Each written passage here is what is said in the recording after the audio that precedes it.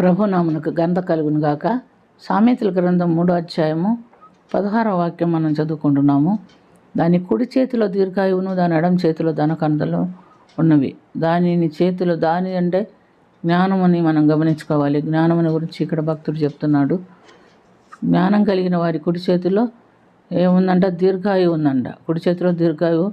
తెలివి లేని వారి చేతిలో ధనఘనతలు ఉన్నట్టుగా మనం గమనిస్తున్నాం. లోకంలో సహజంగా ఎవరైనా జ్ఞానం దేని కొరకు జ్ఞానం కావాలని అడుగుతారంటే ధన ఘనతలు కావాలని కోరుకుంటారు. ఈ లోకంలో పేరు ప్రఖ్యాతులు, ప్రశస్తులు, బిల్డింగులు, ధనం అంతా కూడా పెట్టుకుంటే అది చాలా మంచిదని మనుషులు తలంచుకుంటారు. కానీ దేవుని యందు భయభక్తులు కలిగిన జీవితము జ్ఞానాన్ని ఇస్తుంది, అది దీర్ఘాయువుని ఇస్తుంది.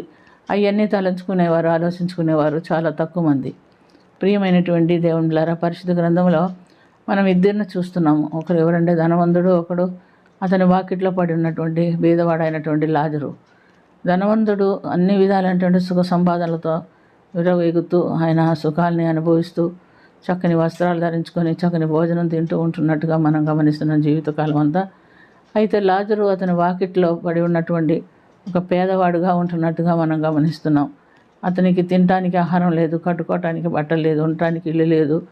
అయినను ధనవంతుని బల్ల మీద నుంచి పడినటువంటి రొట్టె ముక్కలు తిని తన ఆకలి తీర్చుకుంటున్నాడు. జీవితకాలం అంతా వేదనతోనూ, బాధలతోనూ, ఇబ్బందులతోనూ, రోగములతోనూ నలిగిపోతున్నట్టు చూస్తున్నాను. లోకం వైపు చూచి లోక సంబంధమైన ధనం కావాలని, సంపాదించుకోవాలని, లోకంలో సుఖభోగములు అనుభవించాలని ఎప్పుడు కూడా రాజు తలంచుకోలేదు. అయితే ప్రియమైనటువంటి దేవునిలారా, మనం గమనించినప్పుడు ఒక దినము లాజరు చనిపోయాను. దేవదూతలు వచ్చి అతన్ని అబ్రహాం రొమ్మున ఆనుకొనుటకు తీసుకొని వెళ్ళాను అని మనం చూస్తున్నాం. ధనవంతుడు కూడా చనిపోయాను, పాతి పెట్టబడాను. అయితే అతను పాతాళంలో బాధపడుతున్నట్టుగా గమనిస్తున్నాం. పాతాళం నుండి ధనవంతుడు లాజరును చూశాడు, అబ్రహాం రొమ్మున ఆనుకొని ఉండటము.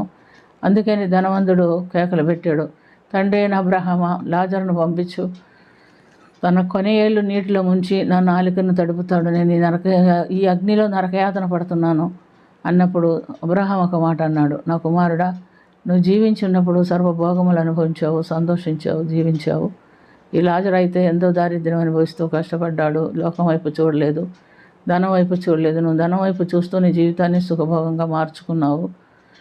అయితే అందమట్టికే కాదు, ఇక్కడి వారు అక్కడికి, అక్కడి వారు ఇక్కడికి దాటి రాజాలకుండా ఉండునట్లుగా మీకును మాకును మధ్యలో గొప్ప అగాధం ఉందని చెప్తున్నట్టుగా చూస్తున్నాం. ప్రియమైనటువంటి దేవునిలారా, ఇక్కడ అగాధమే, అక్కడ అగాధమే. ఇక్కడ ధనవంతుడు పేదవాడిని చేరుకోవాలంటే వాడు మనసుకు సమధి పడదు, పేదవాడిని చూసి అసహించుకుంటారు, దగ్గర తీసుకొని వాళ్ళని పరామర్శించరు, అదొక అగాధము. అక్కడ అయితే దేవుని సన్నిధి ఒక సంతోషము, కానీ నరకంలో నరకయాతన, వీళ్ళకిద్దరి మధ్యలో కూడా గొప్ప అగాధం ఉంటున్నట్టుగా మనం చూస్తున్నాం. అయితే ప్రియమైనటువంటి దేవునిలారా, మనం ఏ భాగంలో ఉన్నాం? మరి జ్ఞానము దాని కుడి చేతిలో దీర్ఘాయువు ఉందని మనం చూస్తున్నాం. మరి ఎడం చేతిలో ధన ఘనతలు ఉన్నాయని మనం చూస్తున్నాం. మనిషి సహజంగా లోక సంబంధంగా ఈ దినాల్లో మనం చూస్తున్నాం.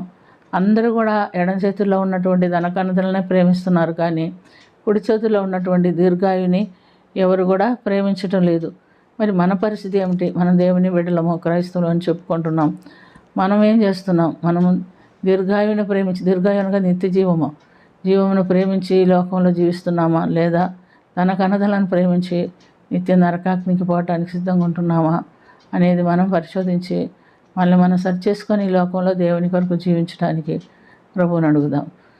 ప్రేమ కలిగిన తండ్రి, కృప కలిగిన ప్రభు, యేసు రక్షక, ఈ లోకంలో మేము ఎంతకాలం జీవించినా ఒక దినం నీ సన్నిధికి రావాల్సిన వారమే. అక్కడికి రావాలంటే ఇక్కడ మేము జీవించున్నప్పుడే మమ్మల్ని మేము సిద్ధపరచుకోవాలి ప్రభు. కనుక నిన్ను ప్రేమించి, నిన్ను అనుసరించి వాక్యానుసారమైన జీవితం జీవిస్తూ నీ యందు భయభక్తులు కలిగిన జీవితం జీవించి జ్ఞానం సంపాదించుకున్నట్టుకు మాకు సహాయం చేయండి. లోక సంబంధమైనటువంటి నా తండ్రి ధన ఘనతలు మా వెంబడి రాదు ప్రభు. అది మమ్మల్ని నిత్య జీవంలోనికి తీసుకొని వెళ్ళదు. ఈ సత్యాన్ని ఎరిగి నీ కొరకు మేము జీవించుటకును, నీ కొరకు మరణించుటకును, నిత్య జీవంలో ప్రవేశించుటకును మాకు సహాయం చేయమని యేసుక్రీస్తు పుణ్యనామనాది మిక్కిలి వినయంతో అడిగి వేడుకొంచున్నాము తండ్రి. ఆమేన్.